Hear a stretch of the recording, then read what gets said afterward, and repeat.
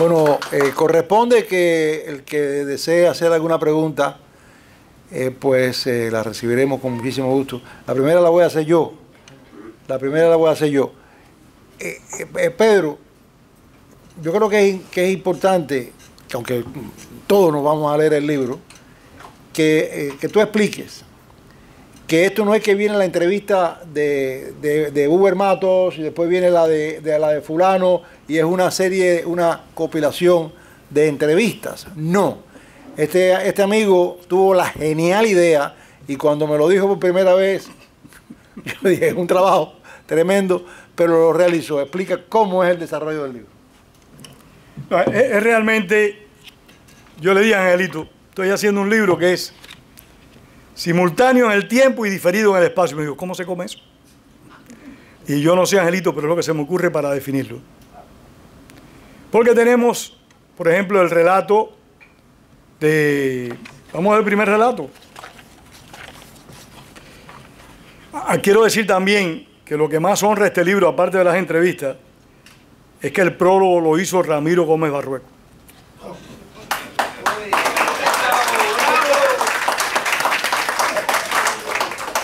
Debemos decir eso porque realmente es un lujo que Manino le haga un prólogo a uno. Y te lo agradezco profundamente. No le gusta nada, ¿no, José Luis? Bueno, a mí me dijeron que quien lo había hecho era Carmen. Porque en definitiva, aquí hay quien dice que los artículos míos los escribe mi mujer, así que... Eso está comprobado. Mira, ahí lo tienen. Miren, por ejemplo, la primera entrevista en este libro, año 59, es Manolo Ray. Ustedes saben quién fue Manolo Ray. Manolo Ray fue un personaje muy singular. Combatió la dictadura de Batista, estuvo alzado. No, Manolo no estuvo alzado. Manolo no estuvo alzado. El que estuvo alzado fue Humberto Sorí Marín, que sale en el próximo libro. Entonces, Manolo Ray era dirigente cívico y ocupó la cartera de Obras Públicas en el primer gobierno revolucionario. Y siempre tuvo disentimiento y confrontación con Fidel Castro. Una de las cosas que cuenta Carlos Franqui, que no era amigo nuestro ni aliado nuestro, aclaro, pero que es muy oportuno, él dice, en el Consejo de Ministros posterior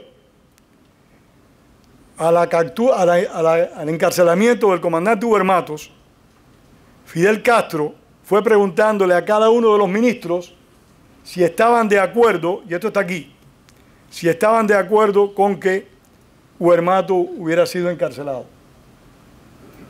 Dice que algunos dijeron que sí y otros se quedaron callados la boca. Pero cuando llegó a Manolo Ray, y esto lo cuenta Carlos Franqui, lo cuenta Manolo Ray también, pero bueno, es Manolo Ray, él mismo está hablando de su persona, está hablando Carlos Franqui. Dice que se acercó a Manolo Ray y le dijo, ¿y usted qué cree? ¿Uber Matos es un traidor o yo soy un mentiroso? Dice que Manolo Ray lo miró fijamente y no le dijo nada. Se le preguntó, ¿usted qué cree? ¿Uber Matos es un traidor o yo soy un mentiroso? No me va a decir nada. Y Manolo Ray le dijo, yo actúo en base a mi conciencia. Y presentó su renuncia. Por favor, Gwen. Una pregunta de internet de Ricardo Puentes. Ricardo Puentes Melo. Si yo quisiera preguntarle a Pedro, en algún momento en los primeros meses del comienzo de la dictadura, ¿alguien se percató de lo que se le venía para Cuba? Sí, ¿cómo que no? ¿Cómo que no? Muchas personas se percataron, Ricardo, de lo que venía para Cuba, y por eso siempre hubo una corriente de oposición poderosa, y desde los primeros meses muchas personas lucharon cívicamente, otras se fueron a las montañas o se metieron en el movimiento clandestino, sí. Mucha gente se percató, pero lamentablemente, aunque esto no sea políticamente correcto, voy a apoyarme en Ramiro Gómez Barrueco, y mire cómo estoy hablando de él, así que ya se preparen. Voy a apoyarme en Ramiro Gómez Barrueco para decir esto. El año más malo en toda la historia de Cuba, desde mi perspectiva, es el año 1959. Y si Fidel Castro es el gran culpable de la destrucción de nuestro país, la clase dirigente cubana de esa época es tan o más culpable que Fidel Castro. Y estoy incluyendo entre esas personas a muchísimos periodistas que, dudando de Fidel Castro, conociendo a Fidel Castro, y esta pregunta se la hice yo en una ocasión a una persona muy controversial que reside aquí en Miami, que Albertini y yo conversamos con él ese día, porque hablan mal de Fidel Castro, pero conocían a Fidel Castro desde la Universidad de La Habana. Y si el tipo era un delincuente, era un canalla y un vago, como ellos referían, ¿cómo creyeron en él en el año 1959 y apoyaron todas las tropelías que ese canalla junto a su hermano hizo? Pero bueno, voy a la pregunta, Angelito. Tenemos a Manolo Ray en el 59. Manolo Ray cuenta una parte de su historia, pero asociado con esa historia o agregando algo nuevo, está Ángel Pérez Vidal, quien fuera secretario de Gobernación del presidente Urrutia. Y poco después viene Gladys Chinea, una compañera nuestra de presidio. ¿Por qué? Porque estos fueron los primeros días del triunfo revolucionario, del triunfo del castrismo. Todas estas personas estaban vinculadas a la revolución, pero no dejaban de ver cómo Fidel Castro estaba instrumentando, y esto también va para Ricardo, estaba instrumentando el sectarismo, estaba instrumentando el control total de los bienes y de los poderes del país en su persona para imponer su voluntad. No sé si contesté bien. Ya, y así continúa durante todo el libro, ¿verdad? Sí, todo el libro es así. Se va mezclando un pedazo de una entrevista y ese entrevistado va a aparecer 10 páginas después, o 20 páginas después, o 70 páginas después, según los hechos que iban ocurriendo en la historia de ese periodo de tiempo, desde 1959, 1 de enero, a octubre de 1960. ¿Alguna otra pregunta? El apellido de Pepito Manino. ¿El apellido mío? No, de Pepito. De Pepito. Del apellido de Pepito. Mira, te voy a explicar que yo tengo una serie de defectos intratuetánicos. Uno es que yo era medio guapito, aunque parezco otra cosa, pero no era guapito. Y es que parece otra cosa. Eso sí, sí. Hay veces que se me salen algunas plumas y eso, pero bueno. Y entonces desde niño, en mi barrio, yo me crearon un código moral que está por arriba de mí mismo. Y entre ese código moral es no delatar, y mucho menos no delatar a una persona que cuando yo salí de la prisión, como le estuve contando, él y el otro comandante, 2 puntos, me ayudó, y yo me hice ingeniero, pese a ser el contrarrevolucionario más famoso de mi ciudad, de Santiago de Cuba, sin duda uno de los más famosos, porque el tipo dijo, a mí me da la gana que Manino sea ingeniero, porque él está trabajando conmigo. Y me hice ingeniero. Entonces ahora voy yo a decir... Bueno, no diga el apellido de Papito. Deja eso, Saldívar. Bueno, esa pregunta es indiscreta. Sí, no sé. No lo vamos a poner el chivatón aquí ahora. Ya fue un atenuante para Pepito, ya está vivo para el futuro. No, Pepito no tiene escape. Bueno, ¿alguna otra pregunta? ¿Alguna otra pregunta? Nada más pregunta, pues entonces... No. Venga. No es una pregunta. Venga, un comentario. Y espero que no se sientan comprometidos, pero una discusión que yo mantengo todos los días con Pedro es lo que está pasando en Venezuela. A mí me agobia muchísimo. Y si pueden y si no se comprometen, yo ahora mismo estaba mandando una cantidad de Twitters y los puse en Facebook y metiéndome en las redes y mandando enlaces para que la gente esté viendo este foro.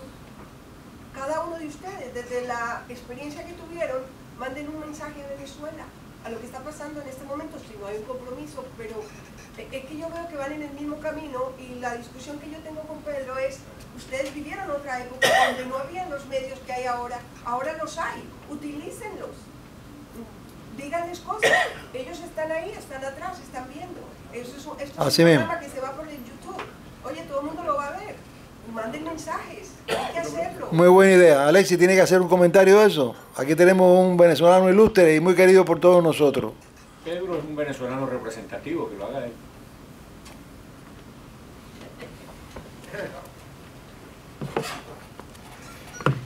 Yo creo que tenemos que recordar que Venezuela siempre fue un objetivo de la dictadura de los hermanos Castro.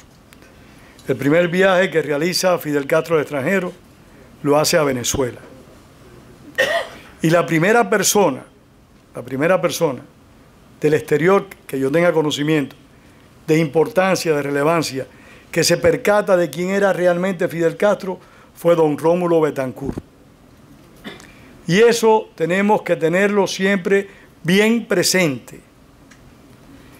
El único país o el único gobierno, porque que ha sido o que fue, iba a decir dos cosas, vamos a ir al otro después, que fue efectivo en contra de la tiranía, en ayudar a la oposición, fue el gobierno de Rómulo Betancourt, que lo hizo por principios, porque si Nicaragua prestó, Puerto Cabello, sheriff, Puerto Cabeza, Guatemala y Nicaragua prestaron sus instalaciones a los cubanos, no fue por la causa democrática cubana, fue por Estados Unidos, no fue para ayudar a los cubanos.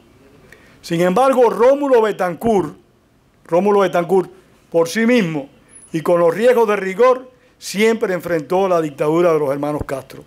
Aparte de eso, Venezuela es el único país del mundo, aparte de Estados Unidos, que estableció una política de Estado para recibir cubanos.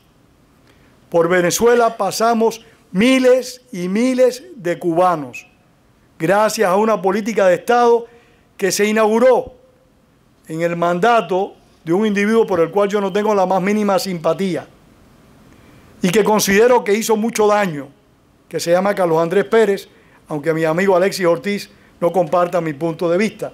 Lo considero así. Carlos Andrés Pérez hizo muchísimo daño, pero fue el que inició el puente para que miles de cubanos, entre ellos yo, Ángel de Fana, el Flaco, tú también, Juan, muchísimos de nosotros fuéramos para Venezuela y después pudiéramos venir para Estados Unidos. Esa es una deuda de gratitud que al menos los cubanos que estuvimos allí tenemos con ese país y debemos, al igual que tenemos una gran deuda de gratitud con este país también, hay que decirlo.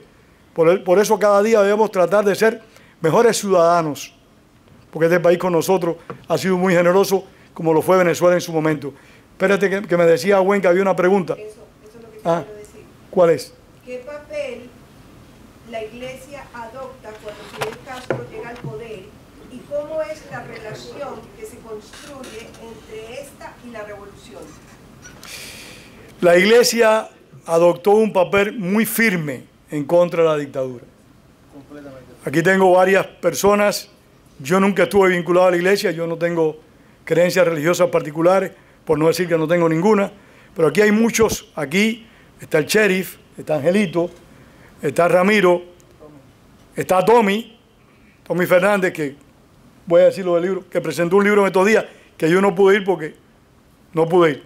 Las excusas después. No cabía ahí. No cabía, eso me dijo Albertini, que sí estuvo, que me dijo que eso estaba lleno de lleno, cosa que lo merita. Tommy está también en este libro. Y está también tu tío en este libro.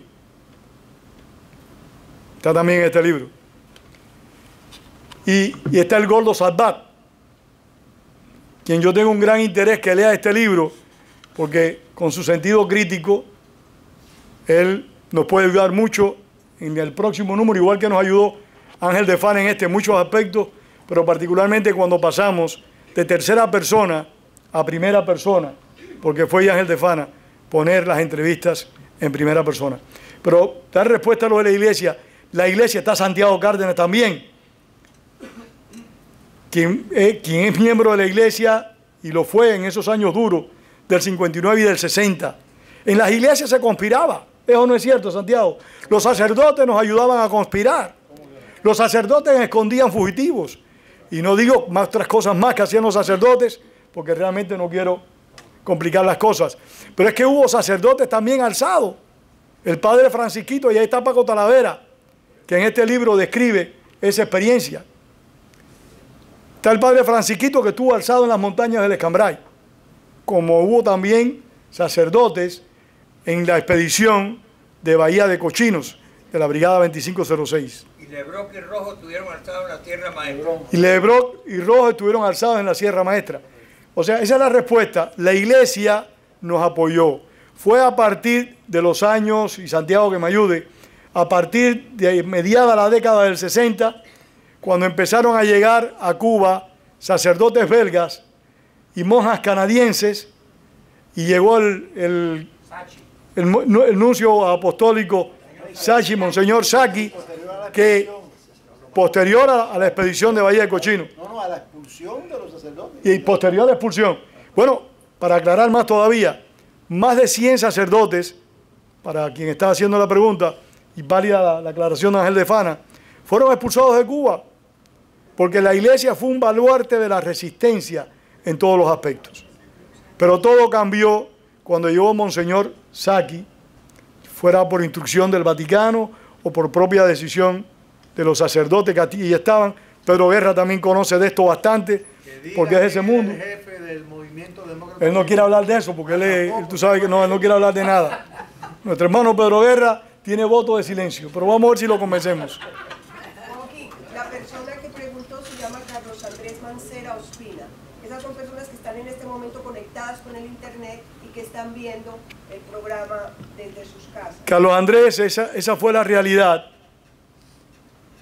La iglesia participó, pero participó con mucha seriedad y con mucho compromiso en la lucha contra la dictadura. En todo lo que tú puedas imaginar. Participó muchísimo. Después cambiaron. Sería problema de gobierno. El Vaticano, recordemos, es gobierno y es centro de la iglesia. No sé si estará en el libro, pero en la fuga nuestra, el padre Tete... Sí está en el libro. Mira, muy bien. Operaron con nosotros, incluso cuando nosotros logramos salir en la segunda... Párate, Dionisio. No, pero si no voy a meter un discurso. En la primera fuga fue el fracaso, que no pudimos irnos ahí. En la segunda, nosotros salimos precisamente por una casa que tenían los hermanos maristas cerca de la desembocadura del río Almendares, que la utilizamos como último contacto de salida allá. Pero la Iglesia Católica trabajó enormemente, y hay que reconocerlo. Ahora serán unos bandidos, unos canallos, unos sinvergüenzas, pero en aquella ocasión estos sacerdotes pues honraron y fueron consecuentes con la prédica. Y en la escuela, salimos Las escuelas privadas también. la casa que tenían los hermanos maristas ahí en la desembocadura. Sí está en este libro. Dionisio es de los que se fugaron en el Morro, del Morro. Dionisio es del grupo que fue a prisión junto con el comandante Huber Matos. Ellos se fugaron del Morro gracias a la colaboración de un grupo de hombres que para muchos de ustedes puede ser una sorpresa. Por ejemplo, Eduardo Palmer, que estuvo involucrado directamente en esta fuga, que coordinó el inolvidable Rogelio Cisneros, el presidente de honor del Instituto de la Memoria Histórica. Bueno, tú lo mencionas ahora, yo te iba a decir que Él está en este libro también, y ampliamente. Rogelio se merece un aplauso. Por supuesto que se lo menciona. Un luchador incansable, fundó junto con Manolo Ray el MRP. Después también estuvo involucrado en lo que estuvo... Se me ha olvidado tu nombre, chico. Río Pérez, la vejez es la vejez. Río Pérez. Jorge Río Pérez, que estuvo involucrado en lo que fue la expedición de mayo del 64 del Jure. En eso también participó Rogelio Cisneros. Alicia. Buenas noches. Cuando yo trabajaba con el MRD, Movimiento de Recuperación Democrática, se creó un documento que se llamó el BOAC, Bloque de Organizaciones Anticomunistas. Y precisamente por el problema de la iglesia. Y se firmó en la iglesia de los pasionistas, en la calzada de 10 de octubre, un domingo, que había misa. Entonces el sacerdote cuidado los iba pasando de 5 en 5 de todas las organizaciones que fueron a firmar. Frank. Pedro, se habló hace un rato de la cortina de ignorancia que hay en el pueblo de Cuba, de todos estos hechos que tú recoges en el libro. ¿Qué papel tiene Radio y TV Martí para dar esa información a conocer en Cuba? ¿Qué se puede hacer? Frank, me voy a acoger a la quinta enmienda. El problema es que yo no puedo hablar y no debo hablar de donde yo trabajo. Tú eres mi amigo, pero no debo abordar yo trabajo en ese lugar y por respeto a quienes lo dirigen y por respeto a mí mismo, no debo abordar ese tema. Así que te pido a ti y a todos los presentes mil excusas. Albertini hubiera salido mejor que yo de este embrollo, pero es la manera que yo tengo para salir. Bueno, que lo diga Albertini. Bueno, Albertini puede contestar si quiere. Pero antes quiero decirle que tenemos un brindis allá abajo. Y tenemos que terminar. Que cortesía de Francisco Talavera. Aplausos, Talavera. ¡Bravo! Y de Enrique Ruano, porque déjeme decirle, y en estos días se lo dije porque me dijo que se sentía mal. Le dije, bueno, pues si tú te mueres, se acaba el instituto, porque imagínate, el motor de todo esto eres tú, cosa que es una gran verdad. El que nos empuja a todos nosotros es Enrique Ruano. Si no hay más preguntas... Vamos a dar por terminada para poder... Sí. No, que porque Manino dice que hay que pagar 5 pesos por ese brindis, que hay que dárselo a él. Lo que sí hay que comprar es el libro. Hay que comprar es el libro. El libro, nada más que $20, caballero. Aquí pueden comprar el libro hoy mismo.